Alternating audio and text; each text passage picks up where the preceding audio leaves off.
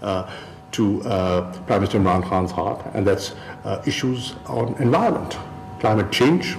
And I've shared with her our desire to plant 10 billion trees in the next 5 years to improve the environment and the impact it has on economy and people.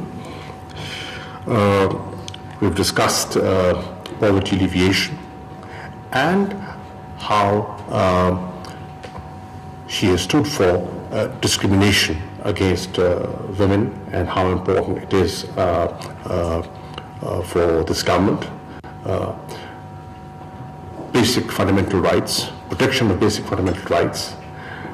I'm happy to say, and I'm happy to share with you, that the views that the President has upheld all her life in different capacities, and the vision of the PTI government of Prime Minister Imran Khan, there is a lot of similarity, and that's why we had an excellent meeting. So thank you for visiting us. Thank you, Minister. Through you, I would like to really thank the hospitality and the friendship of the government and the people of Pakistan. You yourself, Minister Mehmood, a very generous and very thoughtful comments about the role of the United Nations, of the General Assembly, and how important it is in the world we live in to strengthen multilateralism and to strengthen the role of the United Nations. I think that you mentioned practically all the subjects that we addressed. I also took the opportunity to commend Pakistan for its full commitment to the implementation of Agenda 2030 and the Sustainable Development Goals, for the quest for a more just and equal Pakistan for all, based on human rights, sustainable development, and peace. I think that we agree fully on the very important task ahead of us in the mitigation and adaptation to climate change. I think these 1 billion trees that have already been planted should be a world record, and your aim at having 10 billion trees planted in Pakistan only speak well about the commitment of this country to environmental action and to combating the terrible effects of climate change. I was telling Minister Qureshi that among the 10 countries that are considered the most vulnerable to climate change is precisely and unfortunately Pakistan.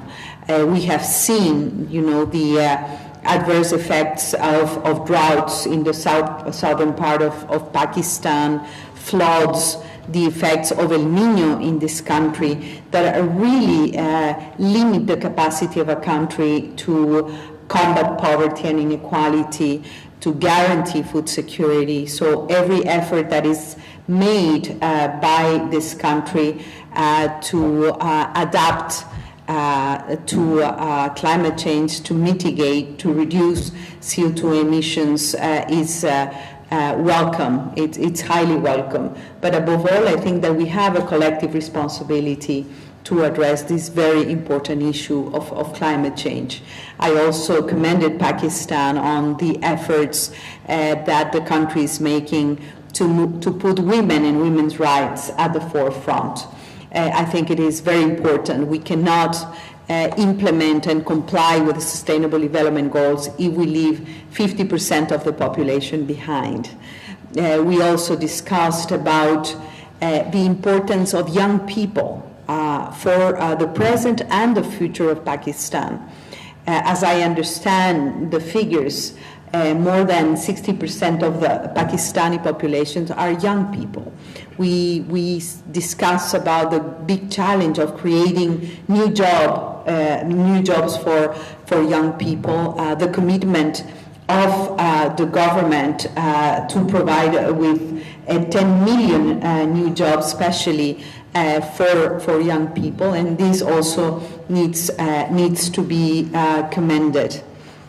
The discussion about two very important instruments that have been signed and agreed under the framework of the United Nations, both the Global Compact on Migration and the Global Compact on Refugees, are extremely relevant tools, roadmaps for fostering cooperation, burden sharing between countries of origin, transit, of and destination, especially of refugees.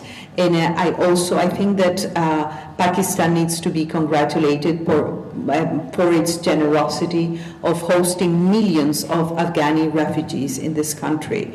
So the Global Compact on Refugees and the Global Compact on Migration is going to allow, as mentioned, to foster greater cooperation, greater exchange of good practices, and also burden sharing, as mentioned, between countries of origin, transit, and destination.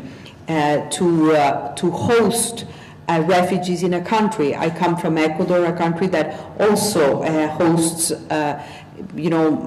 high amounts of refugees, in our case from Colombia. It's really a very important burden in our fiscal architecture. It requires a lot of investment, a lot of resources, and countries that have this generosity should also be compensated, acknowledged, and recognized. So that speaks well about the commitment of this country to people in human mobility, but people that are vulnerable and that are just leaving their countries of origin because they don't feel safe or they want to look for a better future for themselves and their families. And this is very much connected to the peace process in Afghanistan. So I also commended the efforts and the contribution that Pakistan is making to support and accompany the peace process in Afghanistan. I think a prosperous and peaceful Afghanistan would benefit the entire region, and Pakistan, but also the entire region. So we had a very, very fruitful conversation. I'm sure that I'm leaving out several of the issues we touched upon, but once again, I am extremely honored to be here in this beautiful country, to be able to meet a new government that is extremely committed to sustainable development, extremely committed to strengthening multilateralism, extremely committed to the strengthening and to the revitalizing of the United Nations and the United Nations system. So, Minister, once again, thank you for the hospitality and for the great and very fruitful meeting this afternoon. Thank you very much, Madam President, and for Minister Shumaila, for the Madam President. Thank you very much, Shumaila and the APP. Madam, as for UN security reforms, Security Council reforms, it has been 25 years that the matter has not been resolved regarding the membership categories and question of veto, etc. As holder of a prestigious office, do you think that the issue should be resolved through a wider consensus? And secondly, a group of 4 countries is aspiring to get permanent membership of the UN Security Council. However, one of those countries has not so good track record vis-a-vis human rights violations. Do you think that the area of human rights should be taken as an important fundamental while considering the grant of permanent membership to any country? Thank you. The security reform process, as you very well mentioned, is a process that has been going on for 25 years. There is a negotiation mandate that was established by a resolution 10 years ago, where the intergovernmental negotiations started. This is very much a member state-driven process. So the pace, the depth, and the content of the reform will very much depend on the decision, the political will of the 193 member states. My role as President of the General Assembly is to ensure that consultations are open, are transparent, are inclusive, and that the positions of the very different groups are taken into account in the process. It is, I cannot hide this from you, it's a very contentious issue. There is a mandate to the General Assembly to continue the negotiations, and that this process will continue, of course, during my tenure. And I have appointed 2 co-chairs for the negotiation process, and I am following it attentively, but basically, and I repeat, it's very much a member state-driven process. Thank you very much. Shabir Wagra Sahab, PTV, for the Foreign Minister. Foreign minister साहब, आपने जैसा कि कश्मीर में human rights violations और killings पिछले 1 साल में बहुत ज़्यादा बढ़ गई है, तो क्या कोई वे फॉरवर्ड भी डिस्कस किया गया है कि क्या यूएन रोल प्ले कर सकता है, स्पेशली इंडिया को रोकने के लिए कि ये जो ह्यूमन राइट्स वायलेशंस बढ़ गई हैं इनको चेक किया जाए? वे फॉरवर्ड के हवाले से कुछ डिस्कशन हुई? I will quickly translate the question for the benefit of the President. Yeah, it is Just for me, but he's going to translate the question for you. Okay, thank you. He is asking that the Foreign Minister just mentioned that he did discuss the issue of Jammu and Kashmir, and he is asking whether the human rights violations in Jammu and Kashmir, Indian occupied Jammu and Kashmir being perpetrated by Indian forces were also discussed. And Foreign Minister. देखिए, इंसानी हकूक़ की पामाली का ताल्लुक है, पाकिस्तान गाए बगाए इस पर बात करता रहा है, लेकिन इस दफ़ा एक थोड़ी सी नौयत पे तब्दीली आई है, और वो ये है कि अक़वाम मुत्तहिदा की नामज़द करदा ह्यूमन राइट्स कमिश्नर की एक रिपोर्ट जून 2018 में आई है, और वो रिपोर्ट जो है वो सर्कुलेट हो चुकी है, पब्लिक डॉक्यूमेंट है, सबने उसका मुताला किया है, और उसने उन सब चीज़ों को हाईलाइट किया है जो पाकिस्तान गाहे बगाहे कहता चला आया, और उस पर उनकी सिफारिशात में से एक सिफारिश ये है कि अक़वाम मुत्तहिदा, जिसकी कि आप जनरल असम्बली की सदर हैं, एक कमीशन ऑफ इंक्वायरी तश्कील दिया जाए जो कि इन्वेस्टिगेट करे और हक़ाइक़ जो है वो दुनिया के सामने रखे। पाकिस्तान समझता है कि इसमें वज़न है और इसको तवज्जो मिलनी चाहिए। पाकिस्तान ये भी समझता है कि ये मसला जो है इस पे अक़वाम मुत्तहिदा की ज़िम्मेदारी है। ये जो अक़वाम मुत्तहिदा की सिक्योरिटी काउंसिल है, ये उसके रेजोल्यूशंस जो हैं वो आपकी एजेंडा पर हैं। कश्मीर का जो मसला है वो एक मुतनाज़ा है, एक बैन अक़वामी तनाज़ा समझा जाता है, उसको रिकग्नाइज़ किया जाता है, और इनकी ज़िम्मेदारी ठहरती है कि इस पर वो इसकी पेशरफ्त में ये अपना किरदार अदा करें। इसमें कोई शक नहीं कि बेपनाह जानी नुकसान हुआ है, 90,000 के लगभग लोगों ने शहादत का जाम नोश किया है, बेपनाह ह्यूमन राइट्स वायलेशंस वहाँ हुई हैं, और ये भी आप जानते हैं कि आज जो लाइन ऑफ कंट्रोल पर वायलेशंस हो रही हैं वो तवातर से हो रही हैं, और जिस तरह से वहाँ असला जमा किया जा रहा है हमारे पड़ोस में, तो इससे खदशा है कि एक फ्लैश पॉइंट है और इस फ्लैश पॉइंट को एड्रेस होना चाहिए। पाकिस्तान एक पुरअमन मुल्क है, हम अपने हमसायों के साथ अमन से रहना चाहते हैं, लेकिन ये मसला जो है, जो इंसानी हकूक़ का मसला है, ये फौरी तवज्जो का मसला है, और इस पर हम समझते हैं कि आप जैसी शख्सियत, सदर जनरल असम्बली जैसी शख्सियत, जिनका एक अपना ट्रैक रिकॉर्ड है, बड़ा नुमाया ट्रैक रिकॉर्ड है, अपना किरदार अदा कर सकती हैं। I'll just summarize what the Honorable Foreign Minister said. We have been raising the Jammu and Kashmir dispute and the human rights violations at all levels. One fundamental change that happened only last year in June was the OHCHR report, the report of the High Commissioner for Human Rights. It mentioned, it enlisted the human rights violations that are happening in IOK. One important recommendation was the establishment of a commission of inquiry to look into the matters and to put an immediate halt to whatever is going on in IOK.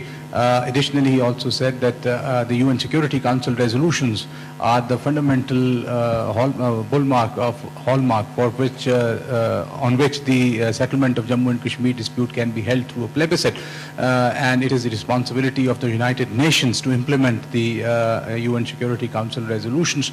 The human rights violations have been gross in Indian-occupied Jammu and Kashmir. Some 90,000 people have lost their lives, and the use of pellet guns and use of rape as an instrument of state for repression is a matter of grave concern for Pakistan, the UN and the international community. Lastly, the Minister Saab mentioned that the President of the General Assembly has a very good track record on human rights, and she has done a lot of work on human rights all around the world, and we look forward to her personal attention for looking into the matter. Thank you. The PGA, please. Amjad Ali from State Broadcaster, PTV News.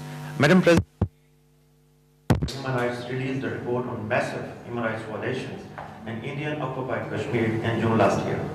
So my question is, what you and the UN can do to stop India from committing these severe violations?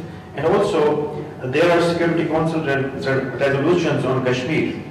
So the people of Kashmir ask how you can play a role to implement those resolutions. Thank you.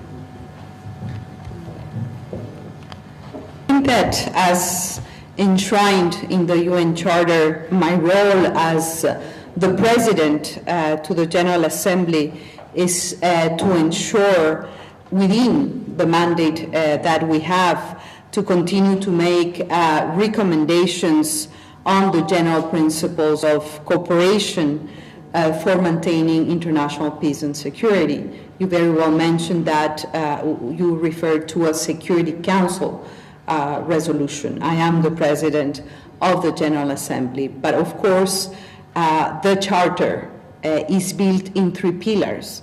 The three pillars of the Charter are peace and security, development, and human rights. It is the responsibility of all members in every corner of the planet to respect and guarantee fundamental rights and the dignity of people. And these are the principles by which we stand as the United Nations. Thank you very much, Madam President. Thank you very much, sir. Thank you. Thank you. Just go ahead and we'll see you at the Prime Minister's office.